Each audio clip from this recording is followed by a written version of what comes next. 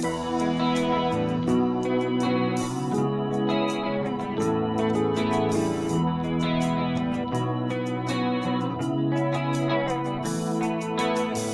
you knew me before, you wouldn't even look my way.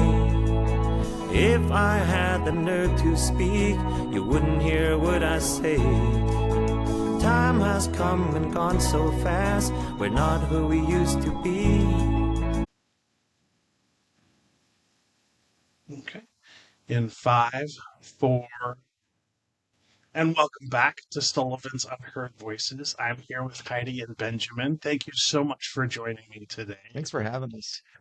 Okay, so I'm geeking out a little bit in particular with you, Heidi, because I have a soft spot for people who play the violin Oh, because it's so challenging. it is. Goodness, the idea of playing a guitar without a fret. Yeah. Oh, how did you pick up the violin?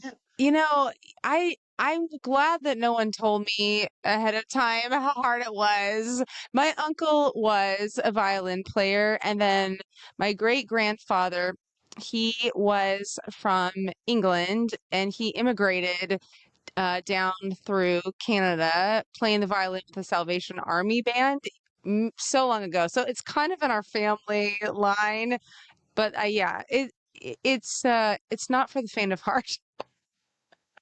How old were you when you first started? I was 10 when I started. I have students a lot younger than me, which is amazing. So yeah, just to see little kids even attempting this awkward thing, it's pretty Remember cool. the first violin you picked up? I think it was probably a rented one from a shop, but I started in orchestra in public school up in Olympia, and yeah, thanks, Mr. Pendergrass, my first teacher's name. Yeah. And then how about yourself? I started picking up guitar when I was a teenager, and so that I had a hard time. I had a lot of social anxiety at school, so writing songs kind of became a way for me to communicate. So guitar really became just a way of talking for me. So it's something I just still do. But yeah, Do you remember the first guitar you picked up? it was a Honer. I was 7 and I didn't like music then. So I was like, oh, this is music. I'd rather go watch TV. Yeah. So, but then I started hearing music that I really liked, and I was like, oh, I could write music like this. That's what I want to do. So, yeah. And how old were you when you had that sort of epiphany? Probably 15 years old. Yeah. And so at 15 years old, you sort of get back into it. At what point did you realize, I'm getting pretty good at this? Uh, I thought I was really good at it until I heard myself recording. That is the bane of every musician's existence. I was in a couple high school bands where we thought we were amazing. And some of them were, I was not.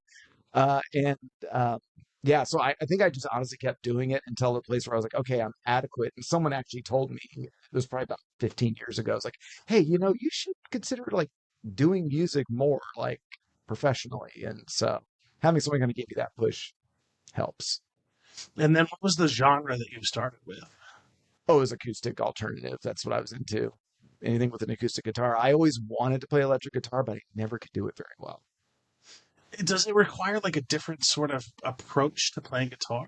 Yeah, I think that it's really loud. And I think when something is loud, it's I can't control it. So my acoustic is something I can be expressive on without feeling like it's out of control. And then in terms of the guitar pairing with the violin, how hard is it to keep those two sort of along the same sort of key range, if you will?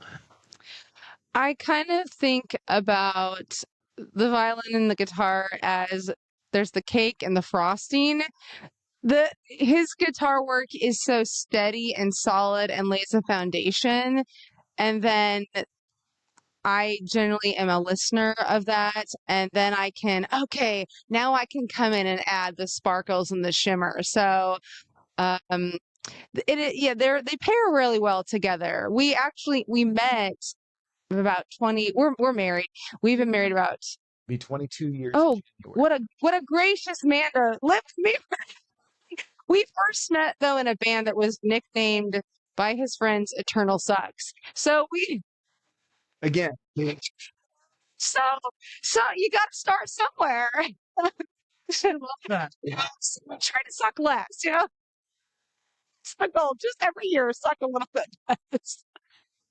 So how did you sort of transition from like the concert sort of arena to like being into like a band kind of thing? Because I like the transition. I love the content you all are putting out there. Oh, It's so thanks. unique and different. Oh, good. Thanks. Yeah. Well, we've been playing, yeah, we play a lot as a duo, but over the years, we've had friends who just, they are They're such super amazing good musicians, musicians, and play with really good musicians Yeah. who then make you sound better is always the goal. Exactly. Yeah. So it's just, and just listening and growing in what we listen to.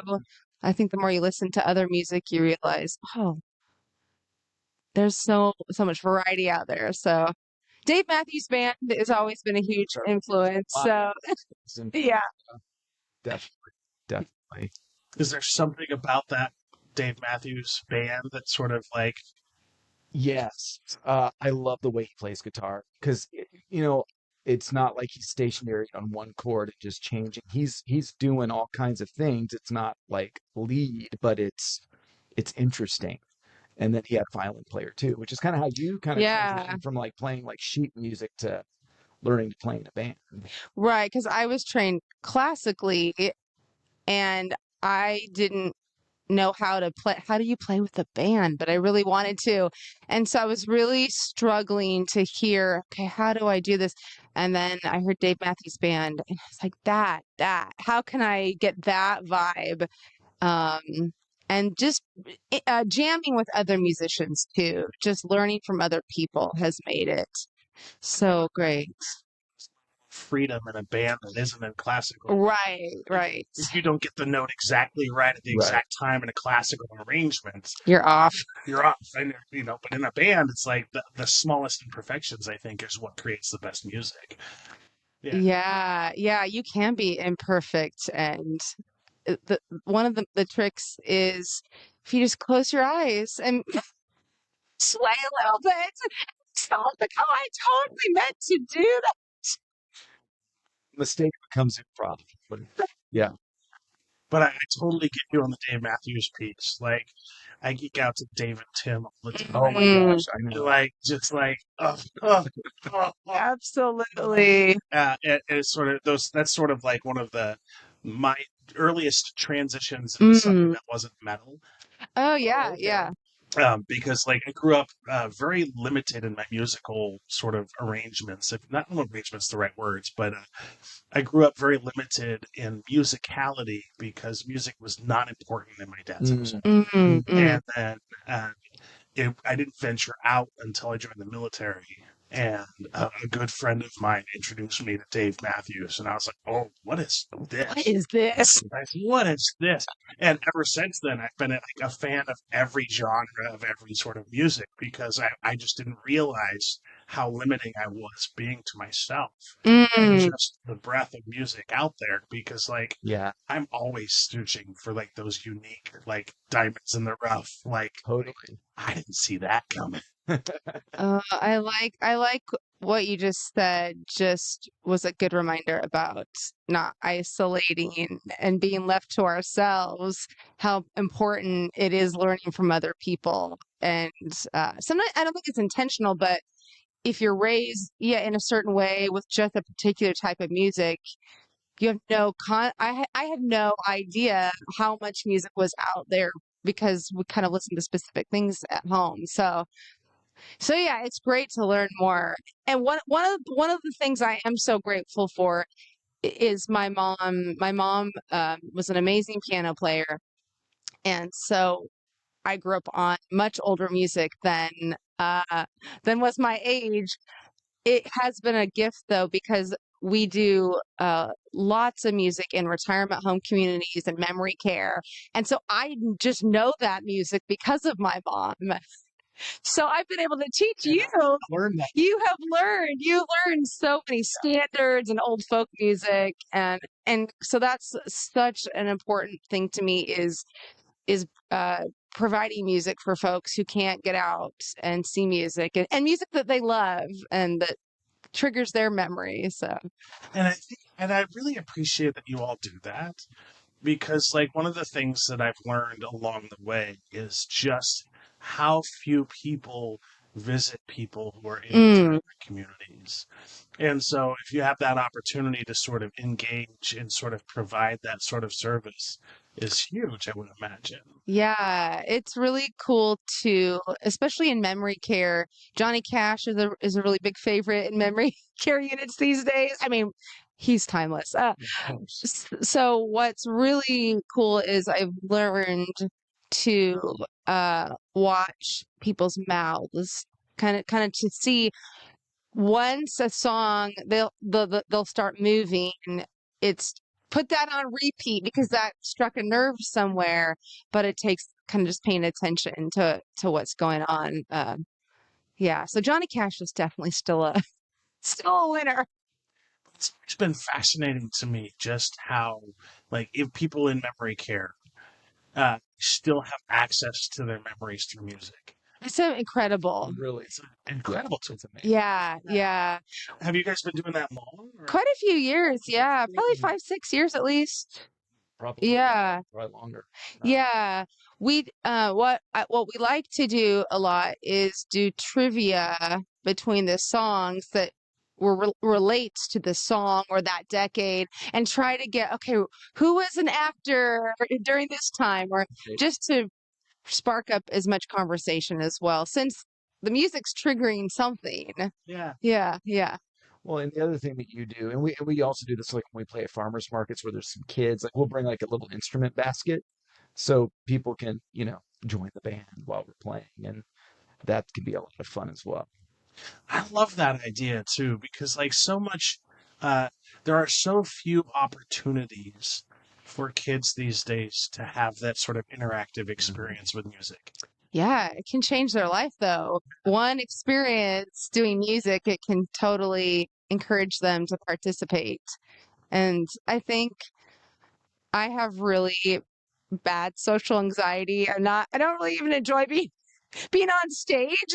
I'm like, why do I do this? I love music and people so much.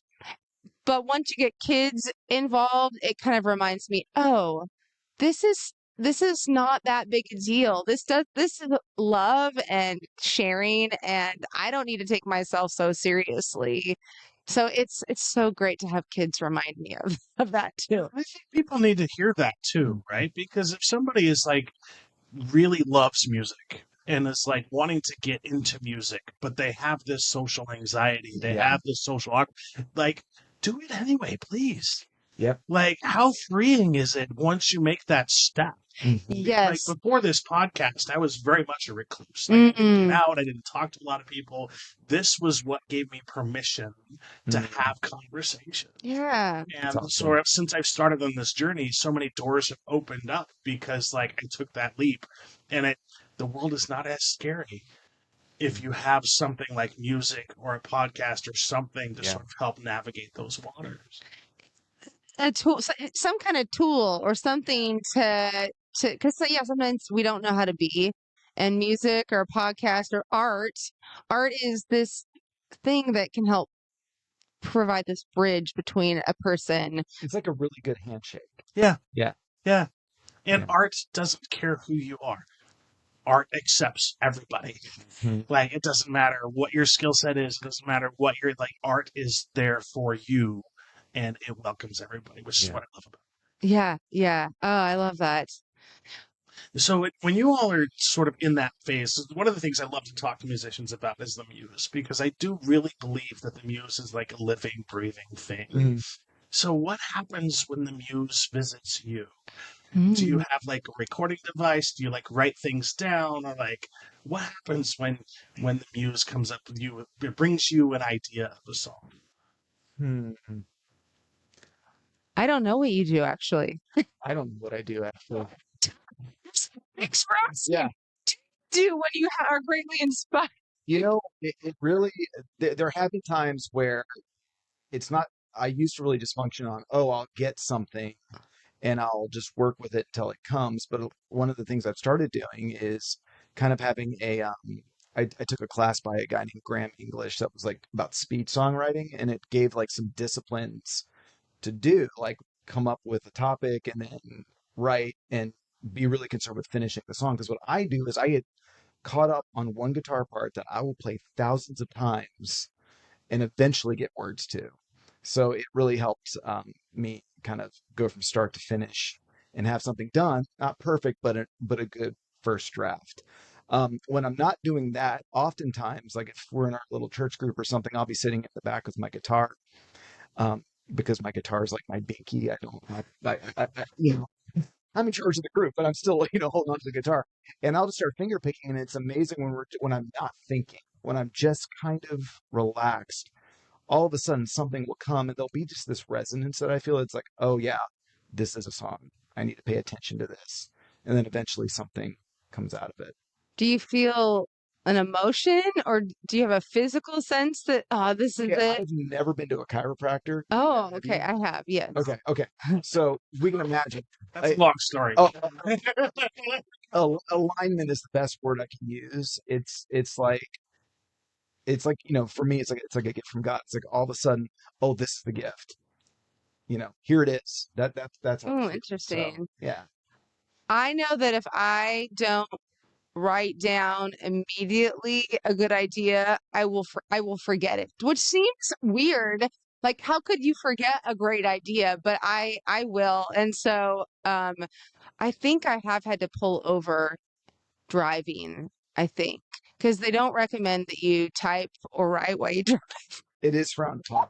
It's not a good Especially idea. today with It's don't not, do it. especially today, yeah. So if I don't write just down one little sentence immediately, if it came to mind when I have time later to go back, then I will forget it. Or if I don't do a little voice memo in the grocery store.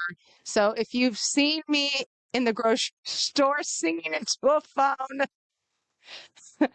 it's all right. Don't worry, I'll be okay. As I've gotten older, I've gotten to the place where I have to do the recording thing, because if I don't, like, my brain just forgets it. It Yeah. just totally does now. So yeah. There's a premise to one of my favorite Tool songs, Good. Rosetta Stone. All right, which album's that off of? It's off of I hate names. The see names are the ones that escape me. Sorry. Vicarious. Oh, okay. Um, Okay. yeah. So the idea of the premise is he's abducted by aliens, and the aliens have given him the key to human survival. A message of hope for those who choose to hear it, a warning for those who do not. Me, the chosen one, and I didn't graduate from high school. And then it's on like they told me all this, but now I can't remember what.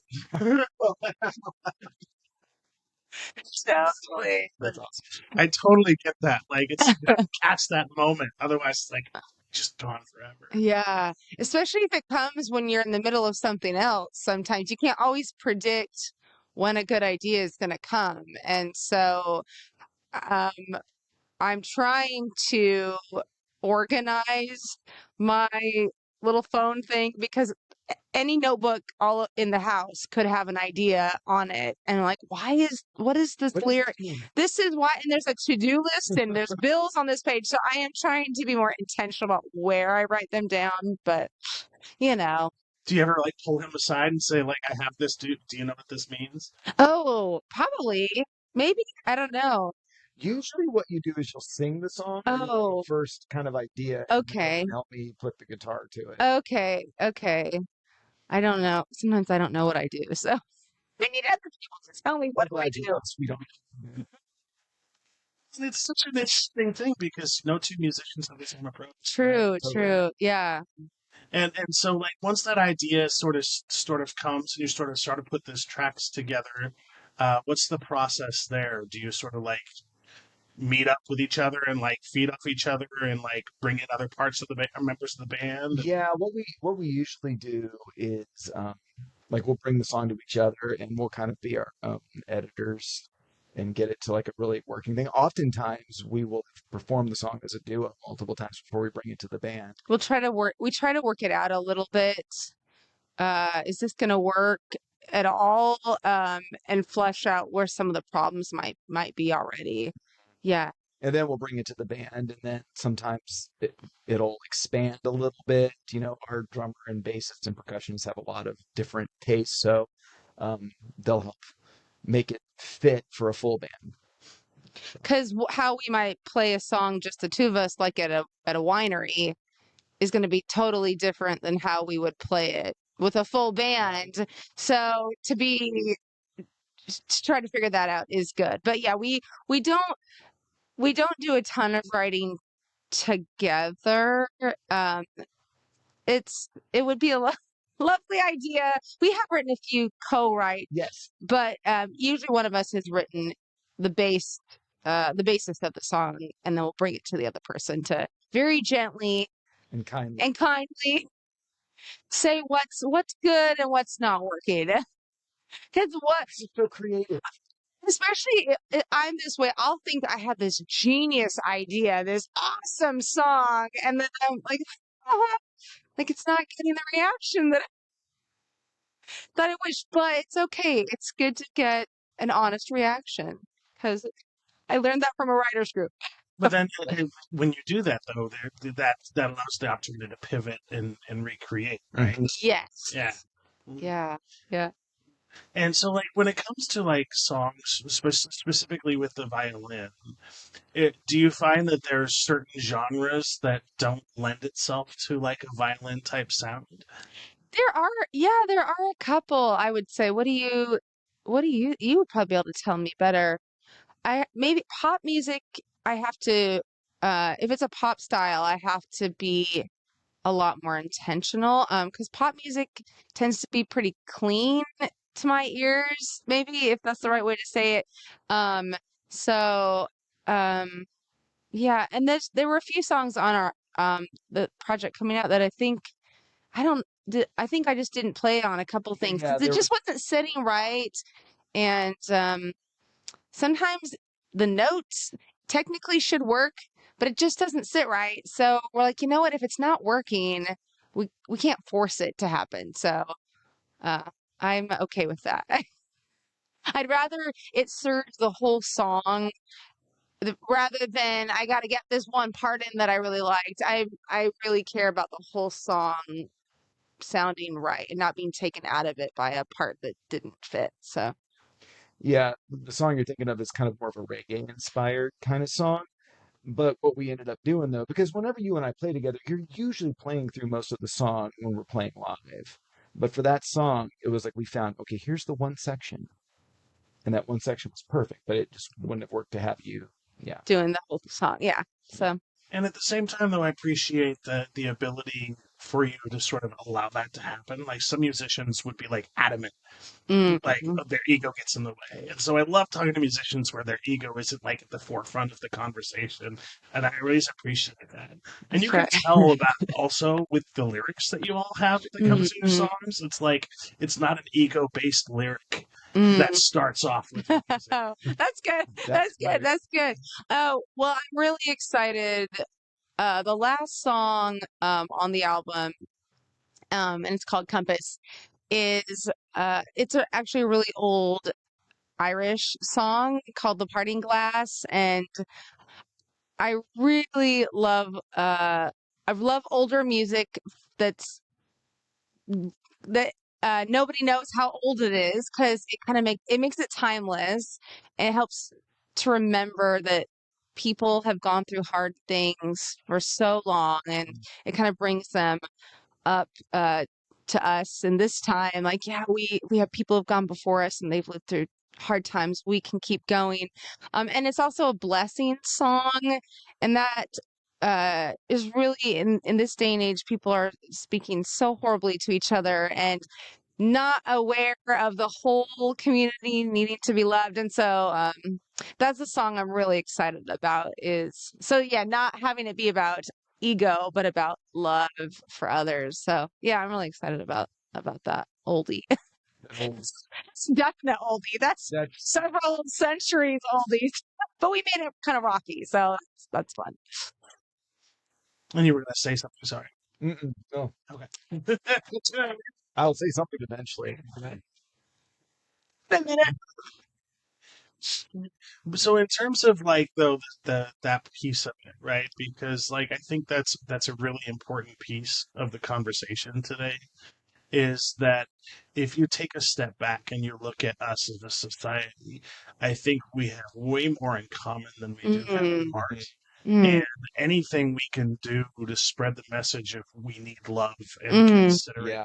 and Yeah. compassion for each other way more now than we have in quite some time. Yes. Because like you see all the negative vitriol out there, like all of those disparaging comments Oh towards my other gosh. people. It's like, Yeah. come on, like don't wish death on anyone. I don't care who you are. Like, Right. Exactly. Exactly.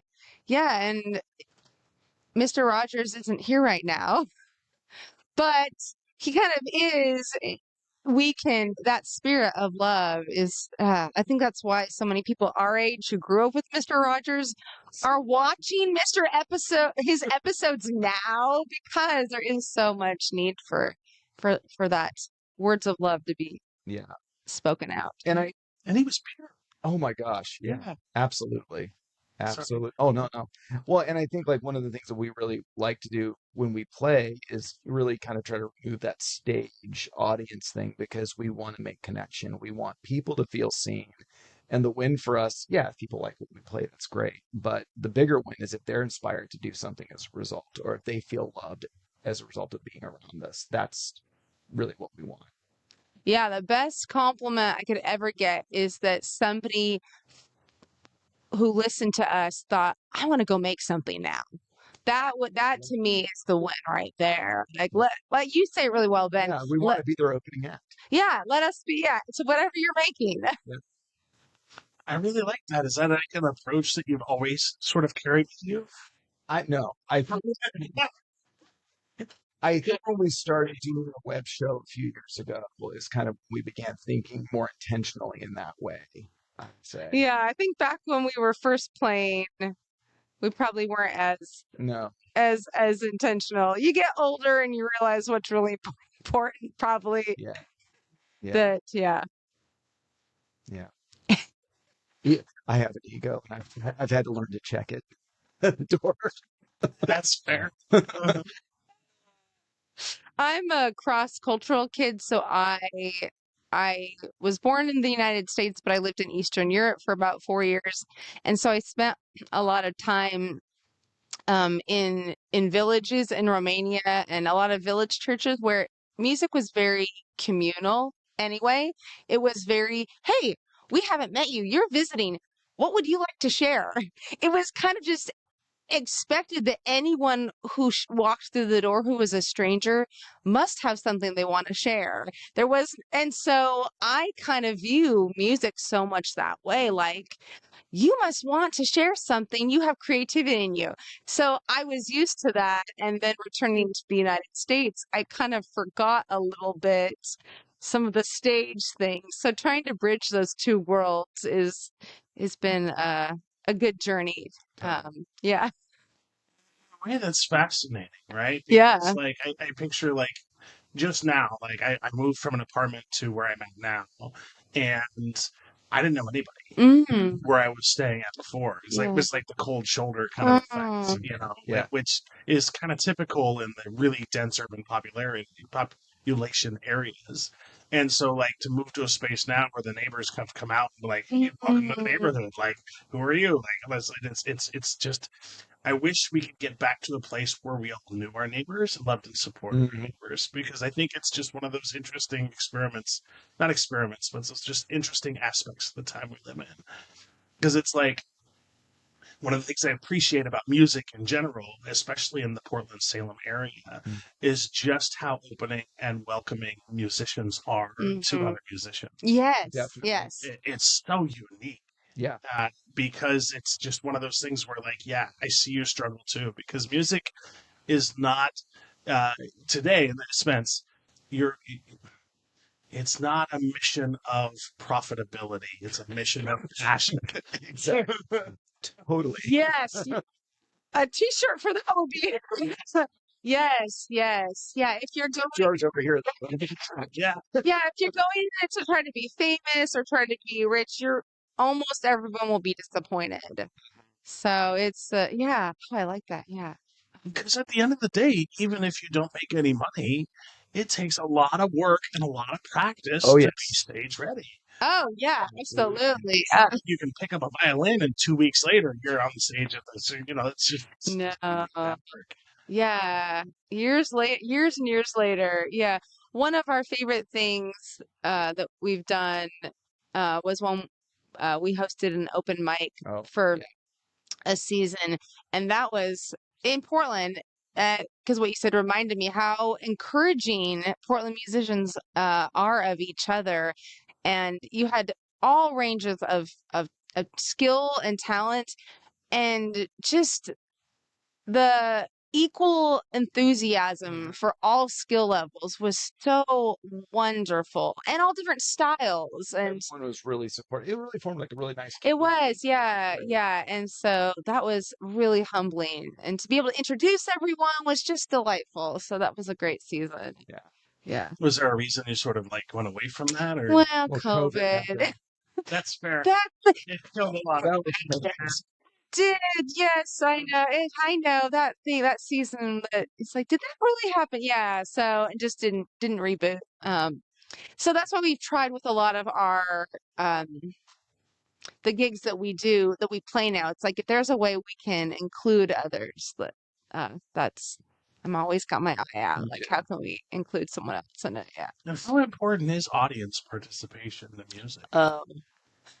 It will Huge. it definitely determines how fast the time goes. Because like if we get booked for a 3 hour gig and it's a really active crowd, it feels like it was an hour.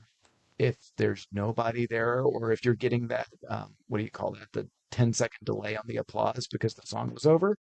Uh, 5 hours. Delay clap. So like Yeah. yeah, so, I mean, audience participation for us definitely helps us remain energetic. Um, but even if it's like two people though, and they're really engaged, and we're actually having a conversation with them between songs from the stage, to me that's rewarding. That's Yeah. Yeah. I think that something that we've learned over the years is if you're kind of an unknown musician, which most of us are, um, having a blend of your original music with covers is really important because if they don't know you, to listen to anyone for 2 or 3 hours is already a long time, and then if they don't know any of the music. So to try to learn covers that you can play authentically, um, but that way the audience, oh, I know that song. That way they feel like they're part of the experience. So kind of weaving those in and out with covers and originals has proven to be really important. Yeah. yeah. I was resistant to that at first, but Heidi was Because you right. have to play all your own I music. know. Ego. He said, hey, there it is. There it is again. It's showing up. Uh, You're wanting to share your art, yeah. which is good. No, but it's been really good to do that. And Yeah. you know, the sad thing is no matter what cover you do, someone's going to give us a request that we don't know. Yeah. Yeah. So we feel really bad. Really good disappointing people who have requests. I'm just going to throw this out there to the world, all you people listening, right? If you want to go and say, make a request for like a band that's on stage, go to live band karaoke. Oh. Outside of that, just let the bands play the music that they are there to rehearse and practice and perform. Just please, Bless you, like, sir. please. Bless you. I Oh. have two pet peeves when it comes to music. Ooh, I want to hear. I can't wait. One is people that make odd, strange requests. Like everybody's going to know how to play Skinnerd, and like Skinnerd is not appropriate in certain kind of venues. And the other one is people who sit up there and say, tip the band, but then they don't tip themselves. Those are my two Yeah, biggest that's a good one. complaints with music. That's a good one. Like, please tip the band. Like, come on. You're Oh. spending $150 on drinks. Yeah. Spend some money for the music. Oh, That's it. that's really That's sweet. I want to pay attention to that next time. I don't think I've ever seen that before, but I believe it happens. All the time. Uh-huh. All the Uh-huh. time. It's the people that profess like you need to tip the band, like, but you haven't tipped the server. You haven't tipped, like, anyway. I Oh. digress. I don't have cash, so you need to do it. Oh. But even now, cash isn't an excuse. True. Oh, yeah, true. Yeah. With Venmo Yeah. and with everything else. There are options, yes. That's If you true. have an extra $1, extra $2, like throw it towards the band. Like most bands are not making more than $100, $150 a show. Like that's just the reality of it. Mhm. And some venues don't even pay bands at all. And so it's Yeah. like, Yeah. it's just local music is so important. I wanted to see more people give back to Mhm. the local musicians just because I think it's so important. We wouldn't complain. Yeah, absolutely. People should know that even just like $1, if I'm counting the tips and I'm remembering an evening, it is really it's really emotional, even just $1 because you didn't have to give that. You weren't required to do it. But it's just a symbol really of that you cared and that you appreciate it. And so it's really emotional when I'll just go through. I'm like, wow, so many people cared and you didn't have to. And so that we like to eat. I mean, Of course, our cats like to eat. we appreciate that, but it's just really meaningful. People's generosity when they're not required to be is huge. Yeah. Yeah. And it's such a trivial thing because like you see people dancing, you see people Mm, like if you're yeah. dancing, you're enjoying it. Yeah. Just pay it forward. We love dancing, by the way. Musicians Yes. love it. And even Yes. if it's just one of you, go for it. And even if you're on like okay, here's the thing, and this is true, right? Because I have a disability, so I can't get on the dance floor and dance. Mm, However, every musician that I talk to appreciates the fact that I'm dancing while I'm sitting on the sideline. absolutely. Still participating. Absolutely. So even if you're not on the dance Yeah. floor, but you are still moving it and you're feeling it and your body is compelled to move, that's good enough. Mm. Oh, absolutely. Absolutely. yeah. Oh, totally. No, Oh, even just that slight little head bop Yeah. that says volume. because yeah, that's my favorite thing is to look out and I see someone they're not looking at us, but they've started to move. I'm like, we are connected now. The music has connected us, and we're with you. Yeah. It's kind of like what that is like sending a text back. It might just be a little emoji, but we're not being ghosted. So, that, yeah. I'm going to use that again. Yeah, absolutely. It is helpful to us as musicians from venue owners and staff if we know if what our role is. Do you want us to be background Right. music? Do you want it loud? Because sometimes we're not sure. And so, yeah, I think venues and staff we welcome knowing, okay, we want If we're going it to be to be background about, music, we're not going to yeah, engage if we're as much. exactly. So we always appreciate Yeah. knowing what's helpful. And if we know what's helpful, then the venue's it's a win-win. So if we're helpful, then it'll help them too. So yeah, Which is a good point because I would imagine the venue is going to know their clientele base the Oh, most. yeah. of course, absolutely. And then that sets you up and the venue up for success Mhm. because like you're going to change your approach to the musicality Absolutely. based on the need of the client. Yeah, because some places they'd like it really loud, and then other places their customers they want to have music, but they want to have a conversation. So if a win-win for everybody. But yeah, staff of venues, like you said, your audience even better. And one thing, Ben, that you're good at coaching, maybe musicians who are they're newer on the scene, is researching the venue first, because we're not a good fit for No. all of you. If you get on a venue and all you see are a bunch of metal bands, You play folk music, you're probably gonna not be their audience. So or their musicians. So it's good to do that because you want it to be helpful to everybody. Yeah. Expectations. I totally get what you're saying.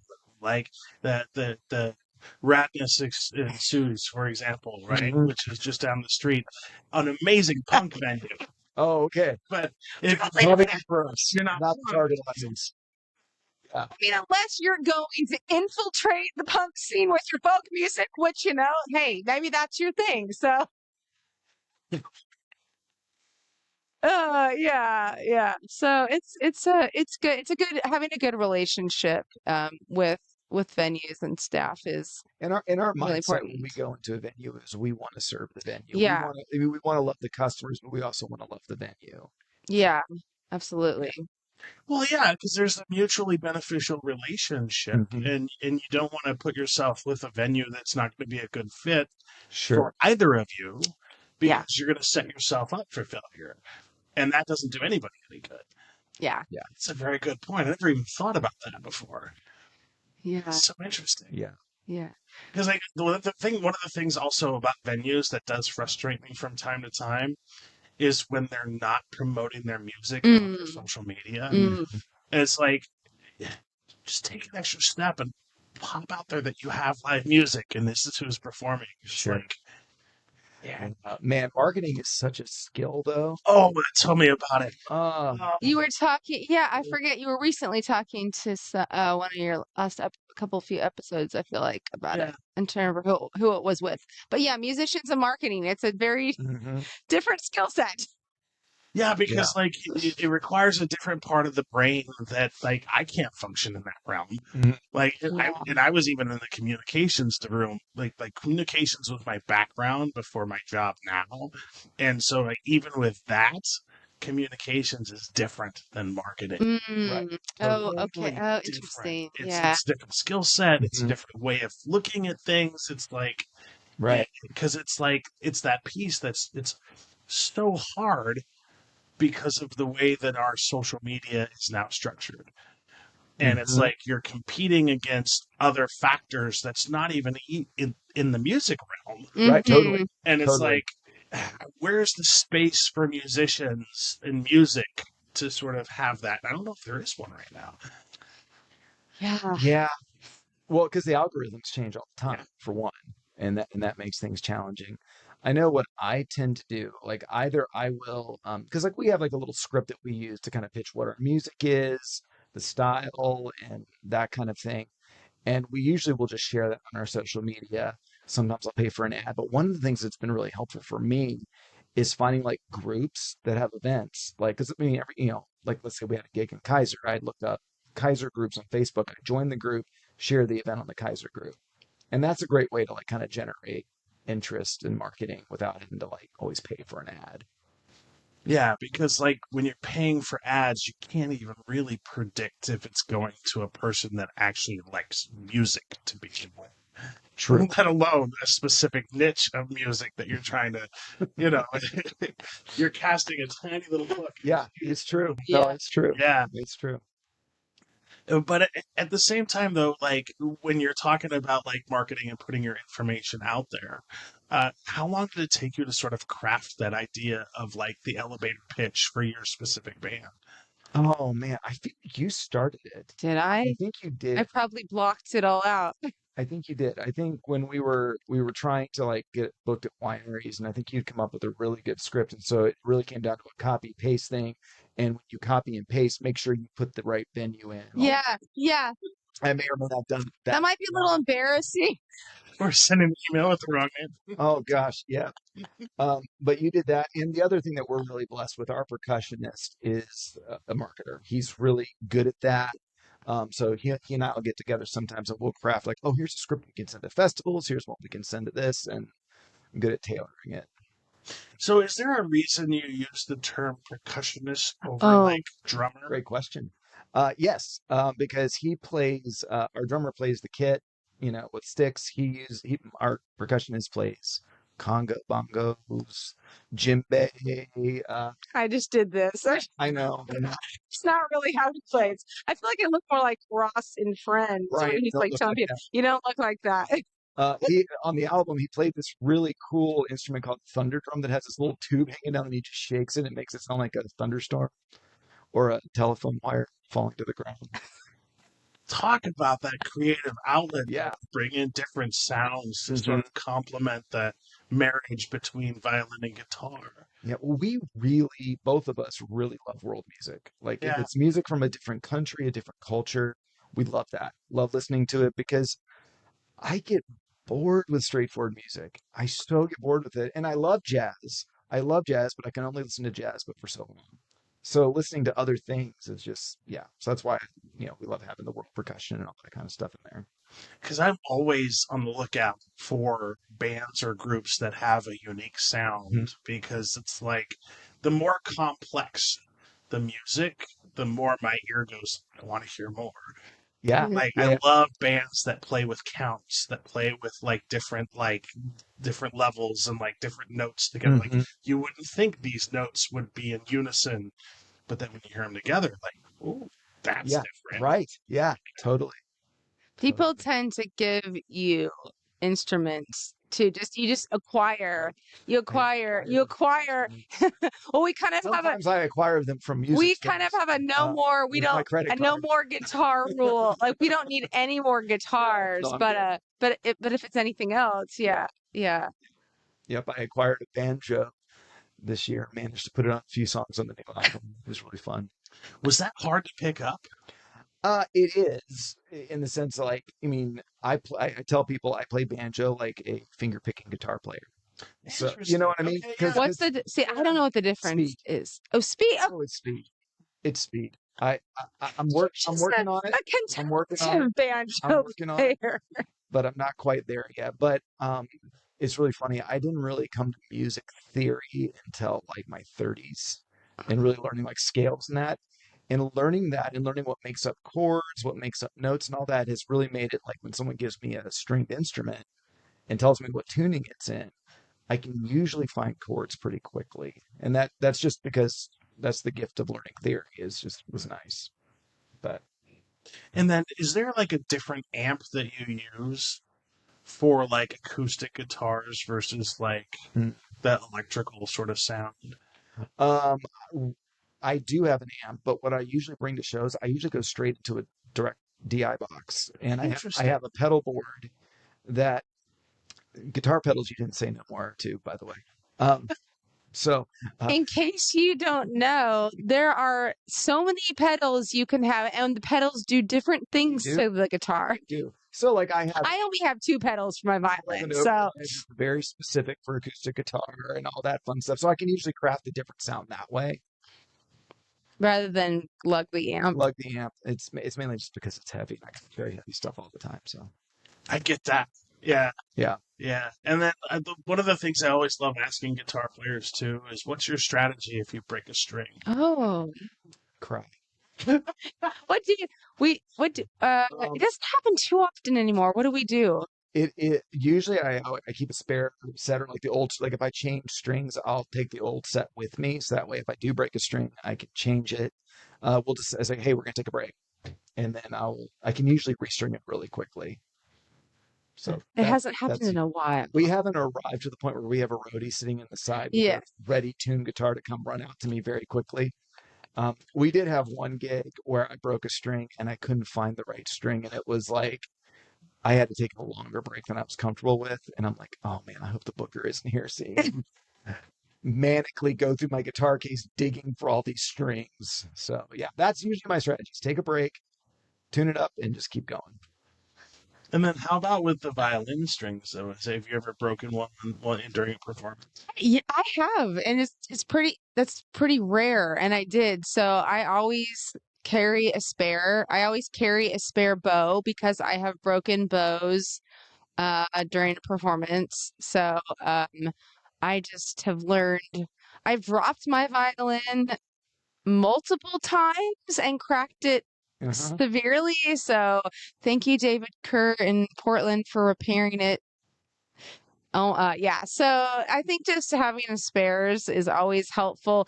Sometimes with tuning, especially if it's a 12-string guitar, that can just take a long time. Yep. So we've tried to come up with little instrumentals or things storytelling that I can do if he needs that tuning time, because it is kind of there can be an awkward.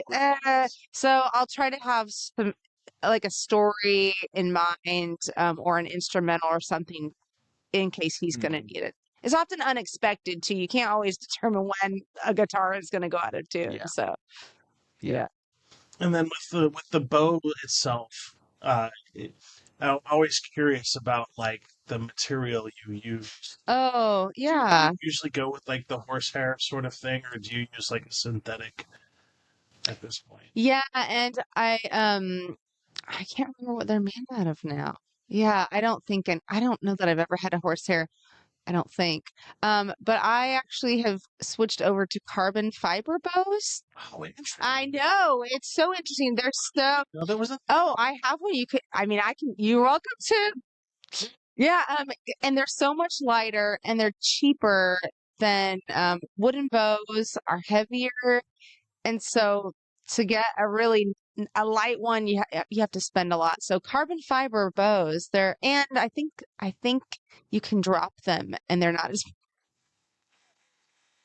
we have to like Heidi proof things because I just am very clumsy and tend to just drop things a lot. So yeah, I know. So I know there's the super classical part of me doesn't want to have, wants that wooden bow, but it's like practically, let's just, And one of the things that I'm fascinated by when it comes to the violin is how you can change directions in the bow and maintain that note Mm-hmm. without hearing that audible pause. How hard was oh, that to sort of transition to where you were able to do that? oh, I don't know how effectively I was doing it. Like it's hard to, I don't know, because, as a kid, you can't really reflect. I still have to, when you record, you hear all the things like that where I'm screwing up at it or where I could do better at it. So, I do, um, with my students, I do timing games where and they beat me a lot of times actually to see how long we can hold one note out and sustain it and kind of stay even. So it's something I still have to work at. So That's yeah, yeah. I love it when they beat me. That's always my delay is like, oh, you're gonna go on and play even better than me. That's a win for me always. and is the violin something that you recommend? I don't know how else to say this. Uh, because I think there's this misconception out there, Mm. like if you're not 4 years old, maybe you should Oh, pick a different instrument. Like, what would you tell people that are interested in possibly picking up the violin even at age 35? oh, I think I 75, 85. I think it depends on the person. But yeah, I absolutely think in some ways it might be um easier if you already know some music, then I would say it's probably a lot of it will translate over. So no, I've taught adults. I just think yeah, it's just it's great to try it out before you invest a lot. There's a lot of free violins out there that people have like in their garage. People oh yeah, I've got it in my attic or I've got an old violin. So get on, one of the free marketplace apps and or things. I'm sure you could find a Interestingly free enough, one. there's a lot of music departments that have Oh. spare violins as Oh, Oh, well. look at that. Look at that. Yeah. Okay, that's good. I should keep that in mind. Yeah, so I think that it's always fun to try something new and as long just be kind to yourself when you start out. Like especially violin is not it's just not easy. So, um but yeah, And the it's reason good. I bring it up is because one of the things that I hear from people from time to time is that they always wanted to start music, Oh but they're yeah. afraid because of their Oh. age, they're afraid because Oh. of this, they're not to start. And so I always love it when I hear musicians say, no, pick it up, yeah. try it out. I just started learning mandolin this year. So every year I feel like you learn a new instrument. So, um, I started painting during COVID. So you started doing poetry. So, our friend Terry, he always encourages people to be lifelong learners. And so I think it's really hard if you already feel kind of competent in something. It's almost like you don't want to try something then that you're bad at.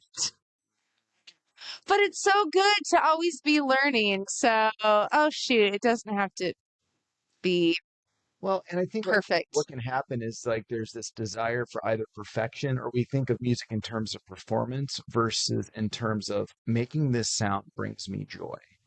Yeah. And it's like that's where you have to start with anything is that don't worry about whether your friends are gonna like it, you know, you need to like it. And if it's something you enjoy doing, just continue to do it. Exactly. Yeah. Because like who cares? Right. Yeah. Like, Totally. who cares? If it's something that brings you joy, just do it. Yeah, and especially with music, uh, was reading a book or listening to a book about the history of music, and it's only been in the last, I think it's 1 to 200 years that we really had this separation between Mhm. stage and audience. For more of culture, more of history, people sang, people did music. It was a communal thing. And yeah, you'd have your leaders, maybe were setting a beat, but it was just kind of everybody sang. And we, this doesn't have to be good. Well, what does good mean with good music? I mean, so yeah, if it brings you joy and singing together, which is another reason we do covers, is when we sing together, it releases endorphins. And so just that act of singing a song, whether it's singing Jolene or singing a Johnny Cash song, knocking on heaven's door, singing something together, it does release those endorphins and it creates a community experience that we really need right now. And I always view like music and musical performances almost like a mini miracle on stage. Mm, yeah, I love that. Take like music in general, and like the idea of 5 people on different wavelengths with different thought patterns, all on Yeah, stage, but for a 5-minute song, they're in unison. Yes. I Working love together. that. Great way to look at that. That is a I miracle. love It's that. almost like a miracle. Yeah. And the fact So that we true. as humans have this ability to pull together and create these musical experiences that no 2 songs are exactly alike. Yeah. It's just kind of mind-blowing. Wow, I'm gonna think about it differently from now on. Most definitely. It's so because because Ben and I have been playing together for so long, and yet um, I can be a little bit difficult at times. Shocker, and there can be the emotional component. So As cannot. so that is I really appreciate that idea of it is a miracle when two humans can be on the same wavelength and cooperate. Yeah, That's because it doesn't great. happen outside of like the human race. Like birds have songs and stuff like that, but you're not going to get 6 songbirds together on stage. They're definitely not good at marketing. right. So Okay, really quick. Speaking of that, I do have, my mom is in heaven. I'm sure the angels were not prepared for the enthusiasm when she walked through the door. But my mom's one of my mom's favorite stories about my mom that I tell in a lot of retirement homes when we do Beatles covers, is that my mom uh, she was not able to see the Ed Sullivan show when the Beatles made their appearance. Uh, and so she was at school the next day when the kids were like, "Did you see the Beatles on TV?" So she thought there were 4 bugs in a rock band that appeared on the Ed Sullivan show. And so I don't know how long it was when she finally figured out that it was the Beatles and not Beatles playing music. So that's my handle. But yeah, how bugs they were playing rock. Hard language. Well, we've been at this for an hour. Oh gosh. Wow. I know it goes by. It does. So where can people find your music? on Spotify, anywhere that's streaming, you can find us there. You can find us on. We have a web show that we have on YouTube. Yeah. So if you just put in "Chasing Ebenezer," which is our band name, you'll find it there. Yeah. Is there a story behind the name? Yeah. Because that is one of the most epic names of a band. Well, and coming up with a band name is so hard to come up with. This was one that was like, bam, like that. It kind of carries the idea of Ebenezer stones, kind of like gratitude stones. Okay. Where, like even like in Bible times, they would set up a stone somewhere and remember, oh, this is a miracle happened here, and like have gratitude over it. So it's kind of like chasing gratitude. Plus, Scrooge is a great name. Yeah. You don't have many Ebenezer's being named these days. Oh, you tell. And the story too of Ebenezer Scrooge was someone who was not very kind and really struggled. And once he changed, once he saw that life was such a gift, he then became generous. So Yeah. I want to be someone who pursues kindness and gratitude. And yeah. And y'all are currently working on an album. We haven't. It's done. It's done. Yeah. Yes. Thank you. Yeah. We're so glad. We're so We're so glad. Yeah. Is Thank it you. Watch on Spotify? Yep.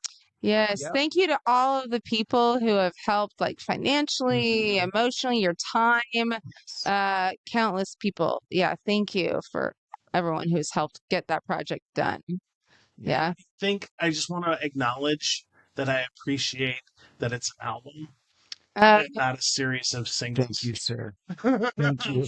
it is best. And after my own heart right here. It is intended to listen to, straight from beginning to end. You can listen to it separately, but we tried to make it so that it flows kind of in a little. It's my favorite. Yeah. It's like one of the things with my autistic brain in particular is that I have to listen to albums from start to finish. Like, Oh, yeah. like when people ask me to put things on shuffle, I just go crazy because it's like I get that. I want to provide the band enough respect, especially when they've gone to the lengths to put it in a semblance of that way. At least one or two times, just listen to the whole thing and just go on a journey and just commit to listening to the whole album. And it's one of those experiences where, like, if you do that once, you will do it again and again and again. Yeah. Because there's usually a reason. Because one time we listened to one of Jack Johnson's albums, and beautiful, Yeah. but we didn't realize we had downloaded it backwards. Wow. And so I'm thinking this is we're like, too mellow even for Jack. so then when we listened to the correct order, we're like, oh, it totally made sense. So yeah, you found your best bud here with listening to albums. When bands just release singles, I feel a lot, especially if it's a band I like, I'm like, okay, my next question is, okay, when's the full thing coming out? Yeah. That's always my question. Same. So yeah. And it's like I appreciate the bands that have to do that now in this sort of environment. Sure. Totally. Yes. Absolutely. Yes. They're forced to. At the same time, it's like I want and I crave that whole sort of album experience. Nice. Yeah. And so what's the name of the album? Compass. That's awesome. So find Compass on Spotify. Anything else you want your listeners to know about before we sort of wrap up? I'm not sure when this is going to air, but our CD release show will be November 16th at Alberta Abbey. And so at 7 o'clock. If you provide me with one of your song tracks, I can add that to the end of this. Deal. I can Absolutely. only do one for YouTube reasons, but since you are the artist, they allow me to. Ooh. Yeah, totally. 100% will. So at the end of this, stick around because one of their songs will be added to the end. And we'll wrap this up the way I always wrap it up. Be kind, y'all. We share this planet, and this world would just be much better if we just treated each other with respect and dignity. Thank you so much. Thanks for your kindness. Yeah. Joy. This has been awesome. Yeah. Thank and you. I can't wait to hear the new album. Thank you. We'll send it to you. See, the actual disc. Oh, thank you. Those old CDs that are coasters now. Right.